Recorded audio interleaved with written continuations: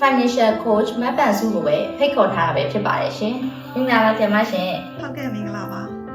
မအနေနဲ့ဆိုလို့ရှိရင် financial coach အဖြစ်ဘာကြောင့်ရက်တည်နေရလေးပြောပြပေးပါအောင်ရှင် ပန်းစုကအခုဒီ2021မှာစပြစ်တာပေါ့နော်ဒီအလုပ်ကို Facebook ကိုစပြီးတော့သုံးပြစ်တာကကြတော့2010ကတည်းကစပြီးတော့သုံးပြစ်တယ်ပေါ့အဲ့လိုသုံးပြစ်တဲ့အချိန်မှာတေးသေးချာချာလောက်ရတာတို့ဘာလို့နားမလည်ဘူးအဲ့တုန်းကအသက်က21ပေါ့နော်အရန်ဟိုငယ်သေးတဲ့အချိန်မှာဆိုတော့ဒါတွေကိုမသိဘူးကိုကစာရေးတာဝါသနာပါတော့ကြတော့အဲ့လိုမျိုးကိုကနေနီးလေးတွေစိတ်ပိုင်းဆိုင်ရာစိတ်ခံစားချက်ကလေးတွေပေါ့အဲ့ဒီလိုမျိုးစာလေးတွေအပျော်တမ်းရေးရင်းနဲ့အဲ့လိုရုပ်လည်းမထွက်ဘူးပေါ့နော်ဒီတိုင်းပဲစာလေးတွေပန်းမွေးပုံလေးတွေဒါမျိုးလေးတွေနဲ့တင်ပြီးတော့ရေးပြစ်တာပေါ့2021ကျတော့ပန်းစုမှာကြာတော့ဒီဘယ်လိုပြောမလဲ personal နဲ့ပတ်သက်ပြီးတော့ပေါ့နော်ပြဿနာတွေတခုရှိသွားတယ်အဲ့ဒီပြဿနာတစ်ခုကနေမှကိုရေးနေတဲ့လုပ်နေတဲ့ page ကပြတ်သွားတယ်ပေါ့လေ online ပေါ်မှာဒီလို social media ပေါ်မှာ personal brand တစ်ခုကိုတည်တည်ချာချာခိုင်ခိုင်မာမာတည်ဆောက်တယ်ဆိုတော့ကိုကနားမလည်ဘူးပေါ့နော် personal brand တစ်ခုတည်ဆောက်ခြင်းတယ်ဘယ်လိုလုပ်ရမလဲဘယ်လမ်းကြောင်းကိုရွေးချယ်ရမလဲကိုနားမလည်ဘူး covid နောက်ပိုင်းမှာကြာတော့ဘယ်လိုဖြစ်လာလဲဆိုတော့ online ပေါ်ကနေပြီးတော့ပေါ့နော်ဒီလိုမျိုး personal brand ကိုတည်ဆောက်တဲ့ trainer တွေပေါ်လာတယ် coach တယောက်နဲ့ဒီဟို mentoring session ယူလိုက်တယ်ပေါ့ယူလိုက်ပြီးတဲ့အခါကျတော့ကိုယ့်ရဲ့ကျွမ်းကျင်မှုကနေပြီးတော့ဒီလိုမျိုး personal brand တစ်ခုကိုတည်တည်ချာချာသွားလို့ရတယ်တည်ဆောက်လို့ရတယ်ဆိုတာကိုသိသွားတယ် coach Bansu ဆိုတဲ့ page ကိုအဲ့ဒီကနေစပြစ်တာပေါ့နော်ပထမပိုင်းတော့ဒီအကြောင်းအရာအစုံလင်ပဲတင်ပြတယ်ဒီ page မှာပေါ့2022 2023တည်ချာချာမလုပ်ဖြစ်သေး2024ကနေစပြီးတော့မှပေါ့နော်ဒီ financial လမ်းကြောင်းကိုတည်ချာလုပ်ဖြစ်တယ်ဘယ်လိုကနေစပြီးလုပ်ဖြစ်တာလဲဆိုတော့ကိုကငွေကြေးပိုင်းဆိုင်ရာနဲ့ကကိုကနေကိုဒီလိုမျိုးစီမံခန့်ခွဲတယ်ပေါ့နော်အိမ်မှာဆိုလို့ရှိရင်အဖေနဲ့အမေနဲ့ကကုန်တယ်ဈေးတယ်ပေါ့နော်အယောင်းဝယ်မှာဆိုလို့ရှိရင်နေ့စဉ်ဝင်လာတဲ့ငွေကြေးဆိုရင်ဒါကအရင်ဒါကအမြတ်ဒါကကြတော့တုံးဆွဲရမယ့်ငွေဒါကြစုရမယ့်ငွေပေါ့နော်အဲ့ဒီဟာငယ်ငယ်လေးကတည်းကတင်ယူခဲ့ရတာပေါ့နော်ဘာဖြစ်လို့ပတ်စံတွေဝင်လာတယ်ဆိုလို့ရှိရင်ဘာဖြစ်လို့ပတ်စံအိတ်တိတ်ထဲမှာပဲအကုန်ထက်မထားပဲနဲ့ဘာဖြစ်လို့ဒီလိုမျိုးတွေခွဲပြီးအိတ်ပေါင်းစုံခွဲထားရလဲပေါ့ငယ်ငယ်တော့နားမလဲဘူးပေါ့နော်အမေကကြတော့စီကန်းကြီးတယ်အဲ့ငွေနဲ့ပတ်သက်လာရင်သူကအဲ့လိုတသေးချာချာစီမံခန့်ခွဲတယ်နေတိုင်းစရင်းစာအုပ်တအုံနဲ့ပြင်းလဲအဲ့ဒီခနန်းတွေကိုမြင်နေပြင်းနေတယ်လို့ရတယ်ကိုယ့်အိမ်မှာလုံနေတဲ့ဟာကိုကတချို့ဆိုလို့ရှိရင်ပတ်စံတွေမပိုဘူးပေါ့နော်ငွေတွေကမစုပြစ်ဘူးဝင်လာသမျှငွေကအကုန်လုံးဝင်လာပြီးတော့အကုန်လုံးပြန်ကုန်သွားတယ်ဘယ်ကနေဘယ်လိုလဲကုန်သွားမှန်းလည်းမသိဘူးပေါ့နော်အဲ့ဒါတွေမေးလာတဲ့အခါလဲကြာရောပန်းဆိုးကအဲ့ဒါဆိုလို့ရှိရင်ငါတို့အိမ်မှာတော့ဒီလိုမျိုးလုပ်နေတာရှိတယ်အဲ့ဒီနီလန်းလေးတွေကိုတက်ပြီးပြောပြမယ်ပေါ့အဲ့မှာပြောပြရင်လည်းမှအဲ့ဒီငွေကြေးနဲ့သက်ဆိုင်တဲ့ဗီဒီယိုတွေကစပြီးပေါက်လာလူတွေကများမြင်လာတယ်ပေါ့လေဒါဆိုရင်တော့ဒီဟာဒီငါရဲ့လမ်းကြောင်းပဲဖြစ်မယ်ပေါ့နော်ဖေကကြတော့ဒီလမ်းကြောင်းတစ်ခုကိုကသွားမယ်လူတွေကိုလမ်းပြတဲ့လူတယောက်လုပ်ပြီဆိုလို့ရှိရင်ဒီတိုင်းပဲကိုယ့်ရဲ့ဘဝထဲမှာလောက်လာတဲ့ငွေကြေးစီမံခန့်ခွဲမှုပညာရပ်လောက်နေရတော့လုံလောက်မှာမဟုတ်ဘူးထပ်ပြီးတော့လေ့လာပါ professional ကြလုပ်ပါပေါ့နော်အဲ့လိုမျိုးပြောတဲ့အချိန်မှာငွေကြေးပိုင်းဆိုင်ရာနဲ့ပတ်သက်တဲ့အဲ့တင်တန်းတွေနောက်တစ်ခါစာအုပ်တွေအဲ့လိုမျိုးနဲ့လေ့လာရင်ပိုပြီး update ဖြစ်လာတာပေါ့ကိုယ့်ရဲ့ဒီငွေကြေးစီမံခန့်ခွဲမှုအပိုင်းကိုပြောလာတဲ့အခါမှာနောက်တစ်ခုကကြတော့ကိုယ်တိုင်လုပ်နေတဲ့အထဲကြတော့လေတချို့လွဲနေတဲ့အရာလေးတွေဆိုလို့ရှိရင်လေဒီကသိလာတဲ့အသည့်နဲ့ပြန်ပြီးတော့တက်မှတ်သွားတာတွေအများကြီးပေါ့နော်အဲ့ဒီကနေမှစပြီးတော့2024မှာတကယ်ကိုထက်ထဲဝင်တဲ့ဒီငွေကြေးပညာရပ်တွေသင်ယူရင်းထဲမှာနောက်တစ်ခုကဘာထပ်ပြီးသင်လိုက်လဲဆိုတော့ life coaching ပညာရပ်ပေါ့နော်အဲ့ဒီဟာကိုပါထပ်ပြီးတော့သင်လိုက်တဲ့အချိန်မှာဆိုလို့ရှိရင်အခုလိုမျိုးပေါ့နော် financial ဘိုင်းမှာလာပြီးတော့တွေ့ရတဲ့လူတော်တော်များများကကြတော့ဘဝမှာပိတ်ဆို့မှုတော်တော်များများကြောင့်ဖြစ်တာတွေကများတယ်ငွေကြေးစီမံခန့်ခွဲမှုမနိုင်ဘူးဆိုတဲ့အချိန်မှာတစ်ဖက်ကအခြေခံအချက်ကဘာဖြစ်နေရလဲဆိုတော့သူတို့ဘဝထဲမှာပိတ်ဆို့နေတဲ့စိတ်အခြေအနေတွေသူတို့ကနေဒီ limiting belief ဖြစ်နေတဲ့အရာတွေပေါ့နော်အဲ့ဒါတွေကိုဘာဖြေရှင်းဖို့လိုလာတာကိုမြင်လိုက်တာအဲ့ဆိုသင်တန်းတွေရော training တွေရောပေါ့နော်အဲ့ဒါတွေတေချာလိုက်တဲ့ရင်းထဲမှာဟုတ်တယ်အဲ့ဒါဆိုရင်တော့ကိုယ်လမ်းကြောင်းဒီ financial life coach တယောက်ဖြစ်တယ်ဆိုပြီးတော့အဲ့ဆိုဒီလမ်းကြောင်းကိုတေချာစပြစ်တာပြောရရင်မိသားစုရဲ့ support တွေနဲ့အမေရဲ့ခြေအောင်နင်းရင်းနဲ့ပဲဒီအရာဖြစ်လာခဲ့တာပေါ့နော်ဟုတ်ကဲ့လူတွေက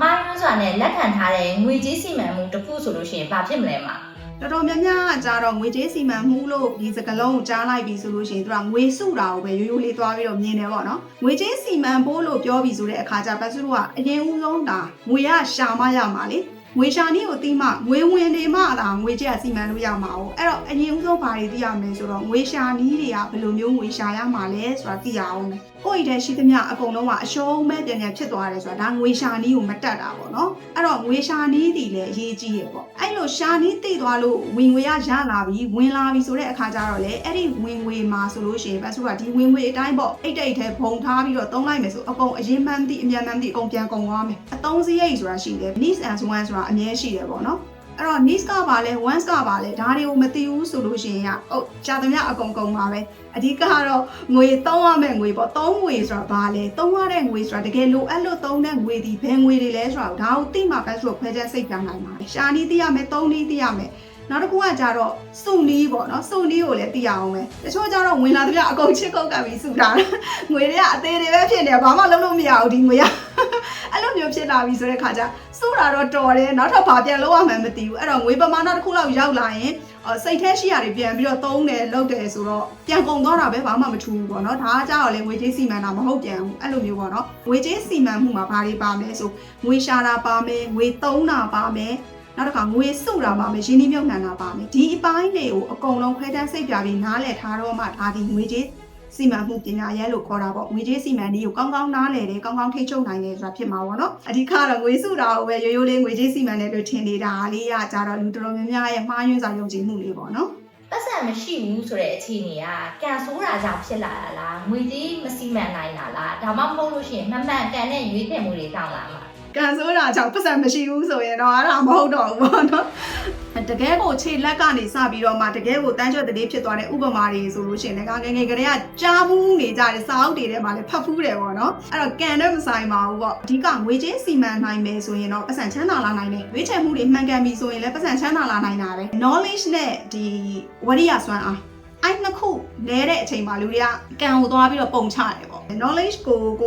စူးစောင်းရမယ်ပေါ့ဒီဟာကိုလုပ်ချင်ပြီဆိုရင်တော့ကိုဒီဟာနဲ့ပတ်သက်ပြီးမသိသေးဘူးဆိုသင်ရမှာပဲလေနော်ဝရိယမရှိတော့အလောက်ကမလုပ်ဖြစ်ဘူးအချိန်ရောက်ပြန်ဆွဲခုနမသိတဲ့အခြေအနေတိုင်းပဲဘာမှမထူးဘူးလေအဲ့တော့ knowledge ကဝရိယရဲ့ပေါင်းပြီးတော့မှပဲဒီနီးလန်းတွေသိပြီဆိုရင်ပန်းစုကလုပ်ဖြစ်တော့မှာပေါ့နော်ရွေးချယ်မှုတိုင်းကလည်းပန်းစုဘဝမှာတစ်ခါပြီးတစ်ခါရွေးချယ်ကြတယ်အဲ့ဒီရွေးချယ်မှုတိုင်းကလည်းအချိန်တိုင်းမှန်နေလားဆိုတော့လည်းမမှန်ပြန်ဘူးမှားတဲ့အတွေ့အကြုံတွေရလာပြီဆိုတော့လည်းဘာလို့ရမလဲသင်ခန်းစာယူပြီးတော့ရှေ့ဆက်သွားဖို့ပဲလိုတာပေါ့အဲ့တော့ကိုယ့်ရဲ့ရွေးချယ်မှုတွေပေါ်မှာပဲအများကြီးမူတည်တယ်ပေါ့နော်အဲ့ဒါလေးပြောချင်ပါတယ်အခုနောက်ပိုင်းမှာလူငယ်တွေကြားထဲမှာဆိုရင်ဒီ manifesting ကိုအရန်လုပ်လာကြတယ်ခေတ်စားလာကြတယ်အဲ့တော့ဆရာမအနေနဲ့တကယ်ရောကြွယ်ဝချမ်းသာမှုကို manifesting လုပ်ပြီးတော့မှတိဆောက်လို့ရလားရှင်manifest လုပ်တယ်ဆိုတာကြတော့လေဒီဟာအခုခေတ်မှာပေါ့နော်ဒီစကလုံးကိုသိလာကြတယ်ဥပမာကလေးတယောက်ကရေခဲမုံရမ်းစားခြင်းနေလူကြီးကရေခဲမုံဝယ်လာပေးတာနဲ့တိုက်ဆိုင်တာမျိုးပေါ့ဒါဒီ manifest ဖြစ်သွားတယ်ပေါ့အဲ့လိုမျိုးပြောတာနဲ့အတူတူပါပဲပေါ့နော်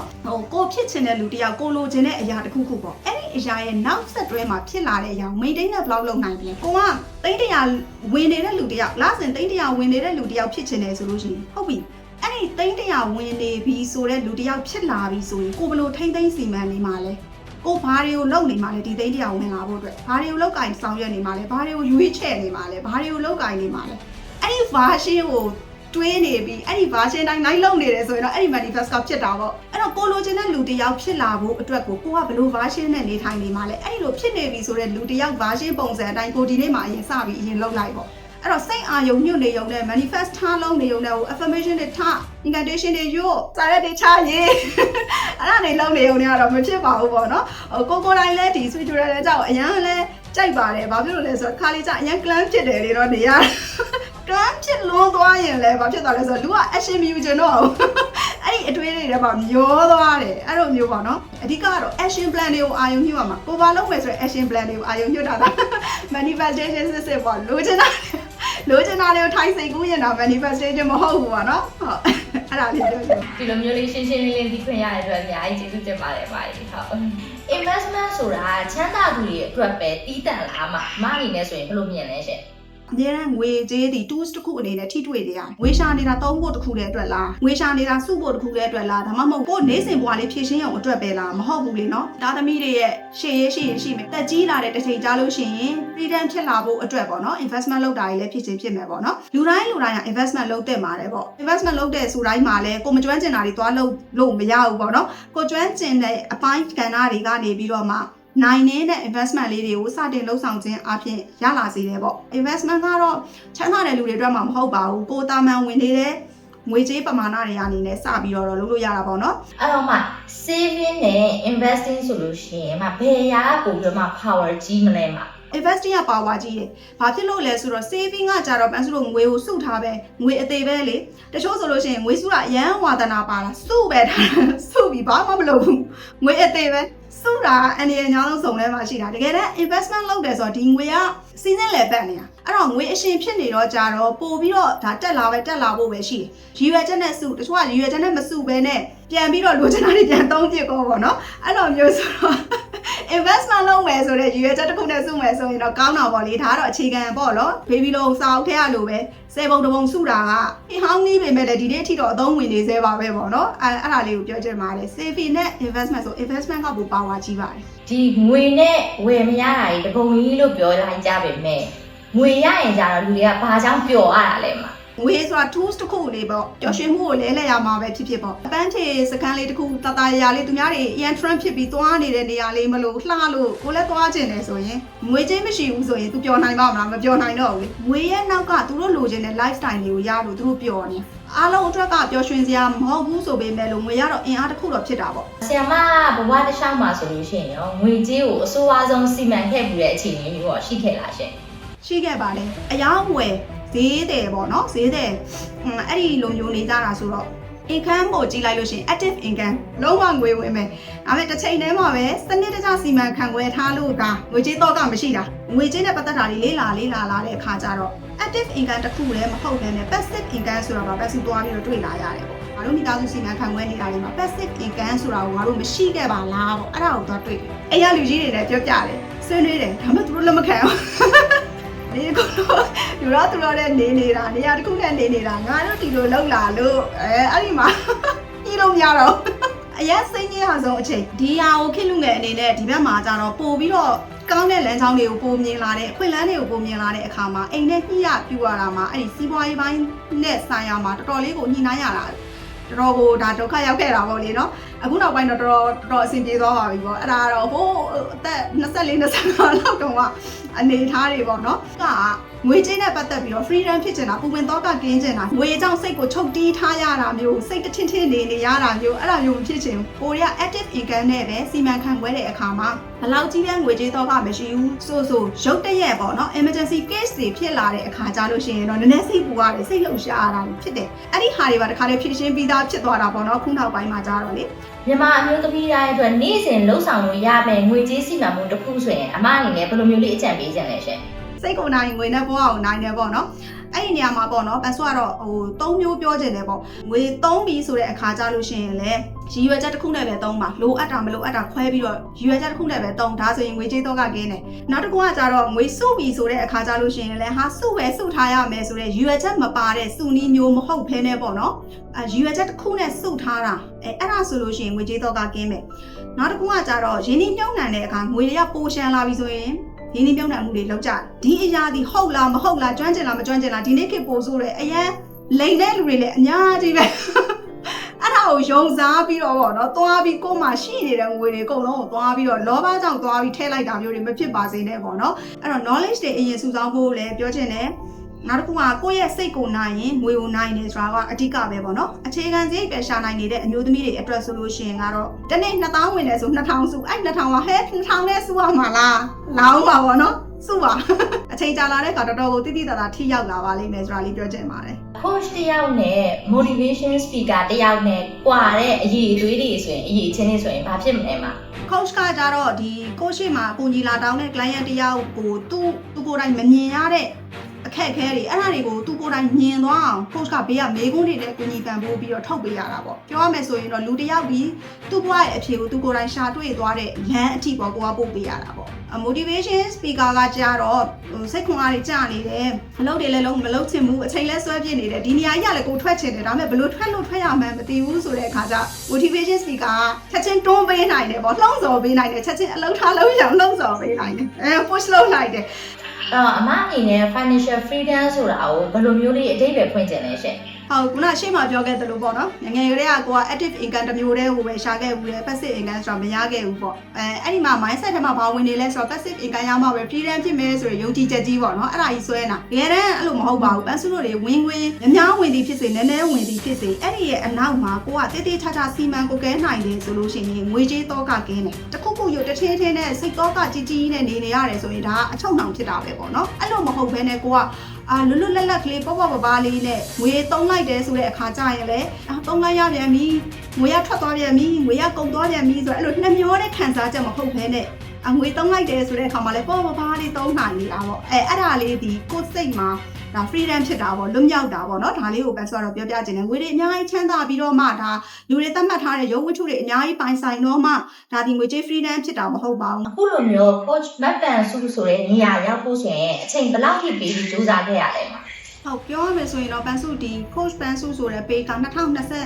2022ပေါ့နော်အဲ့ဒီကနေမှပြန်ပြီးတော့စခဲ့တာပေါ့စခဲ့တဲ့အခါမှာဒီ2022 23တလျှောက်လုံးမှာကလည်းဒီ financial လမ်းကြောင်းကိုတည်တည်ချာချာပန်းစုမလုပ်ခဲ့ဘူး2024ကြာကမှာပေါ့နော်ဒီ financial content လေးတွေကိုတင်လာရင်နဲ့လူသိများလာတဲ့အခါမှာကိုယ့်ရဲ့ပညာရပ်ကိုရော update လုပ်တယ်နောက်တစ်ခါ life coaching ပညာရပ်ပါ certified တွေထပ်ပြီးတော့ဖြစ်အောင်လုပ်တယ်ပေါ့နော်အဲ့ဒီလိုမျိုးဖြစ်လာခဲ့တဲ့အပေါ်မှာကိုကအဲ့2024နှစ်ဝက်လောက်မှာတည်တည်ချာသွားခဲ့တာပေါ့နော်အခု2025မှာဆိုလို့ရှိရင်ဒီ client တွေ coaching client တွေနောက်တစ်ခါဒီလိုမျိုးဟိုပါပေါ့ meeting တွေနောက်ပြီးတော့လို့ရှိရင် online course တွေပေါ့နော်အဲ့ဒီကနေစပြီးတော့အခုဒါလဲပတ်နေတာပေါ့အဲ့လိုမျိုးနောက်တစ်ခုကကြတော့ကိုယ့်ရဲ့ပညာရပ်ကိုအများနဲ့ update ပေါ့နော်ပြင်သွားရမယ်ဆိုတာကတော့ဒီလမ်းကြောင်းပေါ်မှာရှိနေသေးပြီးတော့အများနဲ့ကိုယ့်ကိုအများနဲ့ update လုပ်နေရမယ်ပေါ့နော်coach လမ်းကြောင်းပေါ်မှာရောက်လာခဲ့တာကတော့2022မှာစခဲ့တာငွေကြေးပညာရပ်တွေကိုထဲထဲဝင်လုပ်ခဲ့တာတော့ဟိုငယ်ငယ်လေးဟုတ်ကဲ့ပါအမအနေနဲ့အခုလက်ရှိရောက်နေတဲ့နေရာကိုကျေနပ်မှုရှိလားရှင်ကျေနပ်မှုရှိလားဆိုတော့ရောက်တဲ့နေရာတိုင်းမှာပန်းစုတွေကဒါအကောင်းဆုံးလုပ်သွားရမယ်ပေါ့နော်အခုလက်ရှိပန်းစုရောက်နေတဲ့နေရာဒီပန်းစုရှေ့ဒီမှာစူးစမ်းခဲ့ရတဲ့နေရာတစ်ခုကနေပြီးတော့စလာခဲ့တာပေါ့အဲ့ဒီကနေစပြီးအခုဒီနေရာကိုရောက်လာပြီအခုဒီနေရာကနေပန်းစုကထပ်ပြီးတော့လူတွေကိုထပ်ပြီးကူညီခြင်းနဲ့ထပ်ပြီးတော့ရောက်ကြည့်ခြင်းနဲ့ဆိုရင်တော့ပန်းစုရဲ့ပညာရပ်ကောလှုပ်ဆောင်ချက်တွေရောအကုန်လုံးကိုပြန်ပြီးတော့ဖြည့်ရမယ်ပေါ့နော်ကျေနပ်မှုရှိလားဆိုတဲ့အခါမှာကျေနပ်ပြီးတော့ထိုင်နေတာမျိုးတော့မဟုတ်ဘူးလက်ရှိရှိနေတဲ့နေရာမှာတော့အကောင်းဆုံးပန်းစုလှုပ်ဆောင်နေရတာကိုကြိုက်ပါတယ်ပေါ့နော်ဟုတ်အမအနေနဲ့အခုဒီဗီဒီယိုကြည့်နေတဲ့အမျိုးသမီးကိုအမအနေနဲ့သူ့ရင်ထဲကိုဆွဲသွားစေမယ် money advice တခုပြောမယ်ဆိုရင်ဘာဖြစ်မလဲရှင်ခုနပြောသလိုဟိုစိတ်ကိုနိုင်ရင်ငွေနဲ့ဘဝကိုနိုင်ပါတယ်ငွေမရှာနိုင်ဘူးဆိုတဲ့အခါကျရင်လည်းငါငွေမရှာနိုင်တဲ့လူပါငွေမရှာနိုင်တဲ့အမျိုးသမီးပါဆိုပြီးတော့စိတ်တက်ကြတယ်ငွေရှာနိုင်တဲ့အခါကျတော့လည်းငါရှာနိုင်တဲ့ငွေကနည်းနည်းလေးပါစုလို့လည်းမရပါဘူးဆိုပြီးစိတ်တက်ကြတယ်အဲ့လိုပဲငွေကပိုရှန်လာပြီဆိုတဲ့အခါကျပြန်တော့လေစိတ်လိုလည်းရလောဘနောက်ကိုလိုက်ဖြစ်ကြတယ်လောဘနောက်ကိုလိုက်ဖြစ်ပြီးတော့မြင်ရာကဟိုဘယ်လိုပြောမလဲလာဆွဲတယ်ပေါ့ဒီထဲမှာတော့ရင်းနှီးမြှုပ်နှံထားလိုက်ပါလားဒါလေးတော့လုပ်ကြည့်လိုက်ပါလားဟိုဟာလေးတော့လုပ်ကြည့်လိုက်ပါလားကိုယ့်ရဲ့ပတ်ဝန်းကျင်မှာကိုယ်နဲ့ရင်းနှီးဘူးသမျှမြင်ဘူးသမျှလူတွေအကုန်လုံးလိုက်လုပ်တဲ့ဟာတွေအကုန်လုံးစိတ်လိုလဲရလိုက်လုပ်ချင်တယ်အဲ့ဒီခါမှာရင်းနှီးမြှုပ်နှံမှုမှားယွင်းတာတွေကိုယ့်ရဲ့ရှိပြီးသားငွေတွေဆုံးရှုံးတာတွေဒါတွေကိုအများကြီးတွေ့ရတယ်ဒီနှစ်ပိုင်းမှာပန်းစုတဲ့ဒီလိုမျိုးဒီ2 hour ပေါ့နော်2 hour ဒီ financial ပြဿနာကိုဆွေးနွေးတဲ့ coaching session လေးတွေမှာဆိုများသောအားဖြင့်ငွေပိုရှန်နေလို့အကျွေးတွေပြန်တင်သွားတဲ့ပြဿနာတွေတော်တော်များတယ်။အဲ့ဒီပြဿနာတွေဘယ်ဟာစလဲဆိုရင်ဒီအမျိုးသမီးတွေဒီလက်ထဲမှာငွေတွေပိုရှန်လာပြီဆိုရင်ဒီတိုင်းငွေအိတ်နေမှာဆိုလို့ငွေတင်နေမှာဆိုလို့ဆိုပြီးတော့သူတို့ကရင်းနှီးမြှုပ်နှံပါတယ်ဆိုပြီးတော့ထားလုပ်ကြတာ။အဲ့တော့ရင်းနှီးမြှုပ်နှံမှုကိုထားလုပ်တဲ့အခါကျရင်လုံးချင်တာတစ်ခုပဲသိတယ်။လုံးချင်တာတစ်ခုပဲသိပြီးတော့မှဟိုဒီရဲ့နောက်ဆက်တွဲမှာဘယ်လိုဖြစ်လာမှာလဲ။ဒီအရာကိုတကယ်ရောငါသိပြီလားငါကျွမ်းကျင်ပြီလားငါပိုင်နိုင်တဲ့လမ်းကြောင်းဟုတ်လားမဟုတ်လားဒါကိုအရင်မစမ်းစစ်ဘူးပေါ့နော်မစမ်းစစ်ပဲနဲ့လုံချင်တဲ့စိတ်တစ်ခုနဲ့ပဲစိတ်ကိုအရန်လိုလိုက်တာစိတ်ကိုအရန်လိုလိုက်တဲ့အခါမှာအဲ့ဒီအမှားတွေဖြစ်တယ်ပေါ့အဲ့တော့အမျိုးသမီးတွေအနေနဲ့စိတ်ကိုအလိုမလိုက်ပါနဲ့စိတ်ကိုနိုင်ရင်ငွေနဲ့ဘဝကိုနိုင်ပါတယ်ဆိုတာလေးကိုပဲဆိုပြောချင်ပါတယ်ကျမတို့ဒီ brain back in ကိုရောဆရာမအနေနဲ့ဆိုရင်ဘယ်လိုလေးမြင်လဲရှင်အရန်ကောင်းတဲ့အစီအစဉ်တစ်ခုပါဒီလိုမျိုးနေရာတွေရှိထားမယ်ဆိုလို့ရှိရင်ပေါ့နော်တထောင်တနေရာကနေလိုအပ်နေတဲ့အမျိုးသမီးတွေအတွက်ကလည်းအထောက်အကူဖြစ်စေတယ်ပေါ့ပန်ဆူရိုရဲ့ page တွေမှာပုံမှန် page တွေမှာလုပ်နေတယ်ဆိုတော့လေဒီ page မှာလာပြီး follow လုပ်ထားတဲ့လူအင်အားလောက်ပဲသူတို့မြင်ကြမယ်ပေါ့အဲ့ဒီလိုမျိုးပဲနောက်ထပ်တော့မတိသေးတဲ့လူတွေမတိသေးသောအမျိုးသမီးတွေအတွက်ဆိုလို့ရှိရင်လည်းကိုပေးလိုက်တဲ့ message တစ်ခုမှဆိုလို့ရှိရင်လည်းဒါအများကြီးသူတို့ရရှိသွားမယ်တစ်ချိန်တည်းမှာဒီ brief again ကကြတော့ပန်းစုတယောက်တည်းအတွက်မှာပဲပြောနေတာမဟုတ်တဲ့အတွက်ပန်းစုတယောက်တည်းကြီးတာ message တစ်ခုတည်းမဟုတ်ဘူးတခြားသောအောင်မြင်နေတဲ့ level အသီးသီးကအမျိုးသမီးတွေစီကအကြံဉာဏ်တွေစိတ်ခွန်အားတွေသူတို့ဖြတ်ကျော်ခဲ့တဲ့လမ်းကြောင်းတွေအကုန်လုံးကိုရရှိတာဖြစ်တဲ့အတွက်ကြောင့်မလို့အများကြီးပေါ့နော်အမျိုးသမီးတွေရဲ့ဘဝအပိုင်းကဏ္ဍအများကြီးကိုထောက်ကူဖြစ်စေတယ်လို့ကတော့အဲ့လိုမြင်ပါတယ်ရှင့်ဒီအစီအစဉ်လေးကိုပါဝင်နေတဲ့အတွက်လည်းအများကြီးကျေးဇူးတင်ပါတယ်ရှင်မဆီကနေလည်းမသိသေးတဲ့အရာတွေအများကြီးသိယူခွင့်ရလိုက်တယ်ကိုဘာတွေမားနေလဲဆိုတာလည်းအများကြီးသိလိုက်တယ် ဟုတ်ကဲ့ဟုတ်တကယ်ကိုအကျိုးရှိတဲ့မီတင်လေးပါနောက်ထပ်ကြည့်နေတဲ့လူတွေလည်းတကယ်အကျိုးရှိမယ်လို့လည်းကျွန်မမျှော်လင့်ပါတယ်ရှင်ဟုတ်ကဲ့ ဟုတ်ကဲ့ပါကျေးဇူးများကြီးတင်ပါတယ်ရှင်